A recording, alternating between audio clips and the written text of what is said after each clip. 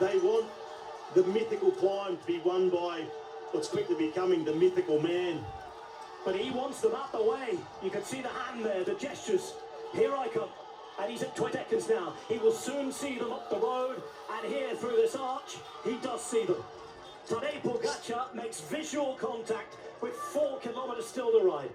And into the barriers, into the open air, and a much better view. And Tadej Pogačar, he can see his prey. The apex predator is on the way. Oh, Pogačar is on his way to make contact, as Robbie was just saying. Here he is. They will look round and think, oh no, not again. Behind very quickly, Riccitello made contact with Sixas, and he's pulling that group now. There they go. They look behind. Oh, we've got to get a move on, guys. Yes, well, we can see here that they can, just look over the shoulder. They can see Pogačar coming up, and it's going to be an interesting one how much Pogačar has, given here to get up to those guys, because the gap was a big one. He has closed it real well, and now we're coming into the final 3.5 kilometres. It does get a bit easier as well in this section. Then as you go into Alpe, etc., it just gets more steep on that last number of kilometres there. Will there be some of a chance, fancy the chance in the sprint against this man? But I think Pogačar, will he wait for the sprint when he comes up here? Will he just put in that, big attack once again and just distance the 3 riders we have here in the front end of race? I don't think Pog wants to go to a sprint. I think he'd love to cross the line alone. The interesting thing to see will be, how does he approach crossing the last part of this gap? Is it really tempo, already kind of saving something, in a little bit of recovery, just loading the battery up? And then how long does he stay with them when he gets there? Does he try and go straight away? Evenepoel makes the move. Sorry to interrupt, but this is the man in second place who's taken off. The rest must chase. We're looking at those in front as he tries to get ahead. Evenepoel himself going like a motorbike. Never mind trying to pass it. And then we are looking to Sixas, to Del Toro, to see how they react. At the front, they react before he gets to him. It's chaos on the mountain. Sepkus with another attack. Absolute chaos further down, and caught in a traffic jam was Remco Evenepoel. Kuss's acceleration matched by Martinez and Carapaz. But they just know it's inevitable. The man in yellow is almost on. Well, they're trying to chase at the moment. Here is Evenepoel. He's at the 4Ks to go now. Sixas himself is going to go out and search. Look here at the man in the multicoloured jersey. That's Skiermoser, standing to be in around 5th, 6th place. It's Del Toro to Sixas that we're looking at. Yes, and look at the gap back to this group of Sixas and the white jersey. Like, they have lost so much time on this man. We can see in the background of the yellow jersey here. And they continue on here, Carapaz. The question is Pogačar just leave them hanging out there, as Robbie mentioned? Leave them attack each other, because when you come up to them, they're going to just sit in your wheel unless you can put in a big attack and go by him very, very quickly. But we can see Carapaz is the one who is turning out to be just that little bit stronger here. 2.5 to go, but yeah, this man, what has he got left to close down these final 10 seconds? Well, that was the one by Carapaz. The answer didn't come from Sepkus. Martinez tried. He can't go. He looks overseas. Pogačar to Richard. Carapaz now on the loose, and it will be 100% effort from now as far as he can get, and he hopes that it's as far as the finish line. Pogačar catches Kuss. He goes past Martinez. For the first time on this climb, it was Carapaz unanswered. 2.5 kilometres to go. The stopwatch is on, by the way. Reminder, those records: 37 minutes, 35 seconds for the 14.5 Ks. 36.55 for 13.8 is about to tick over to 30 minutes right now. Well, it's going to be very, very close to the record, but what Tadej Pogačar really wants is the stage victory. The fact that now Lenny Martinez can hang on to the wheel of Tadej Pogačar, he's just had to tempo once again, and Carapaz now, once he gets on the loose, he seems to find another level of pain and self-inflicted hurt. We're looking at Evenepoel there, who's managed to put almost 10 seconds into Sixas and Del Toro. They're still together in the group, chasing him. Almost 2.5 minutes behind the leader here, who is Carapaz, but that gap is coming down, even though we can't see Pogačar. Carapaz from high up in the Andes. He won yesterday. He's going for another win. and if he does win, he will take the lead in the King of the Mountains competition. But there he is, the man in yellow. He has him in his sights. Yes, well, we can see here that Pogačar is still continuing on to set this real strong pace here, and that's the way he's been doing it all over the mountain. A little bit of more movement on the bike maybe there because of the effort he has put in here, because he has put in what an effort from the right from the earlier slopes of the Alpe here. He's been just time trialing up this one all the way. And Carapaz, when he gets out in front, he is a real fighter, and he's holding very well, but it is coming down slowly. And everybody is pretty much on the limit here now. And in these final 2 kilometers, going to be an interesting one. When Pogačar does come up, does he just attack over the top of me? Del Toro. Questions about how he's been. The answer here is that it looks as though he could be putting Paul Sexas further from the podium of the white jersey on a day when France began with plenty of dreams. But France might still be dreaming here, because as Pogačar gets close to Carapaz, there are 2 kilometers to go. So sits Lenny Martinez right on the wheel. But Martinez has done an incredible job to be able to follow Tadej Pogačar back across this gap, which still isn't closed yet. And Richard Carapaz, he's fighting. He's making Tadej Pogačar really hurt himself to close every single centimetre of this gap. But there it is, Pac-Man Pog, he's got them all. Tadej Pogačar, just under 2 kilometres from the summit, completes the catch of 3.5 minutes he started at the bottom. However this ends, that was absolutely exhilarating.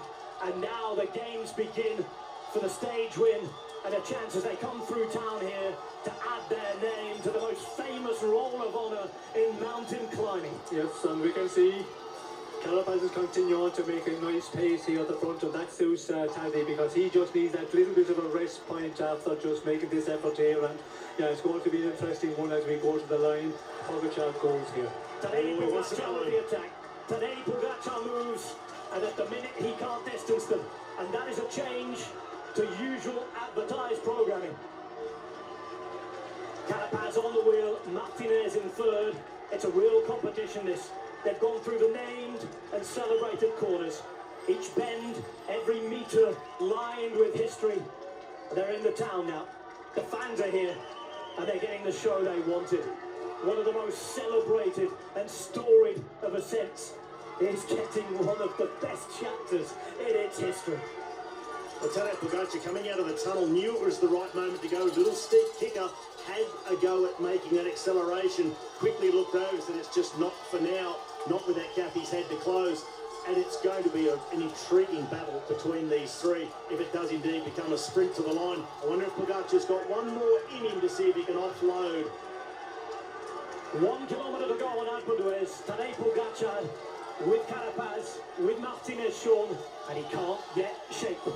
No, well, he didn't give a try there, but you see immediately they're in the wheel and just continues on set with this real strong pace as we go through the kilometre to go. It just goes downhill a little bit here, and again he's just testing them, but we can see, I think they're all going to be able to follow here in the wheel, and in the sprint it's going to be an interesting one.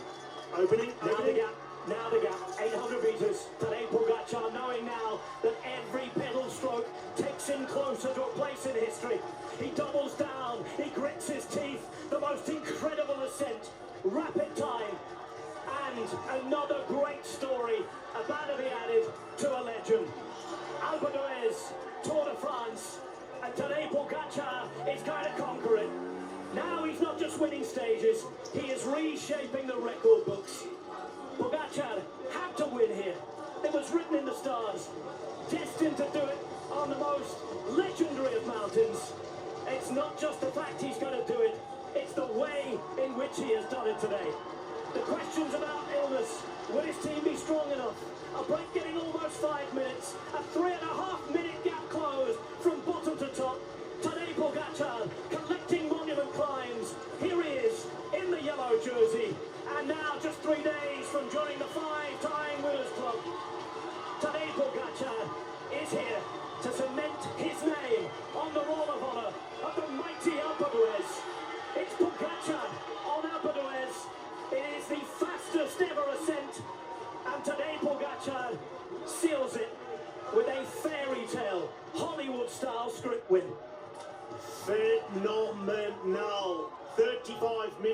27 seconds, has smashed the Alpe d'Huez record. Tadej Pogačar, take a bow. Wow, what a ride. And yeah, we could see in the final the way he would just continue on, keeping the pressure on, just increase that and just put the other guys in difficulty and rides away alone. But my God, you know, when you look at the start of this time, would he be able to do it against the riders out in front, but just dominate it? That is around a minute and a half out of the time that Marco Pantani set in 1997. Just let that sink in. Sepko's here, and the part he played today, a special one as well. Pogačar, Martinez, who will jump up in the general classification. France not getting its win yet, but getting another man high up in the GC. Third for Carapaz, fourth, of course, going to Sepkus there, and here is Isaac Del Toro. If Pogačar was just about to secure the yellow jersey there, Evenepoel's just in front of this man, and Del Toro, big day to come tomorrow, but he's going a long way to making sure that he'll be on the podium with Pog in Paris. Yes, well, this I think is the answer to the question. The last number of days, the team and all that talk going around, he is, you know, really performing well here. The way he's performing on the final number of kilometres, and yeah, he's the strongest of that battle for the white jersey. Remco Evenepoel also making sure that second place is very likely to be his. Red Bull Boro hands were committed today, and he's going to take time on his rivals for that podium. Already a healthy lead over Del Toro. That's Johannesson with another combative top 10 ride. He's collecting those. And Remco Evenepoel, already a Vuelta winner. The question whether he could do it at the Tour. His answer with his new preparation is a resounding yes. Remco Evenepoel over. Here comes Del Toro. And behind, we are looking at Sixas and Skjelmoser, the latter clearly GC leader for Lidl Trek. There's Del Toro. Here comes France's 19-year-old Paul Sixas with another incredible ride. Yes, it will be overshadowed by what we've just seen. This was climbed from the classic side. We saw the hairpins, the crowd, and the scenes we all love to see. And we saw Tadej Pogačar picking up a script, let's be honest, before this tour was probably already written. But I think they sent it to Hollywood, made a few adjustments, sent it back, and the way in which he did it. I know he has detractors because he wins so much, Sean, but that, with what we've just seen, was pure fantasy. That was incredible. Yeah, it's an incredible ride, and you know, with the situation out front, the breakaway being so ahead, you wonder, did he think he could make it across with the talented riders that were in that breakaway? But my God, the way he just took off in the earlier kilometres of the Alpe, and you know, that pace he was going, we could see the way the gap was coming down so quickly. Impressive, and you know, this guy keeps on impressing us all the time, and every time it seems to get better. Well, every hairpin was lined several deep, all winning everybody up. And Tadej Pogačar has continued to push this sport up. One by one they'll come over, each having their own Alpe d'Huez experience.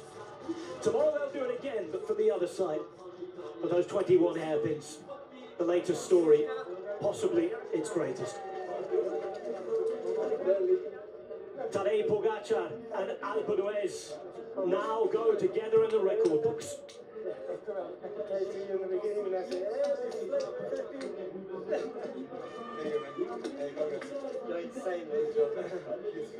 You're insane, and I think Paul Sixas has just done our job for us absolutely wonderfully. Yes, and does Paul Sixas know the gap he had? He was 2:45 down on the winner. Pog here, and that is going to be a one which they're looking at the classification tonight, and I think he will, you know, repeat that again many times to his teammates, what this man done here on the Alpe. The world champion, the yellow jersey, the greatest of all time most probably, Tadej Pogačar has won in this fashion on Alpe d'Huez. The numbers do not tell the full story, and to review that story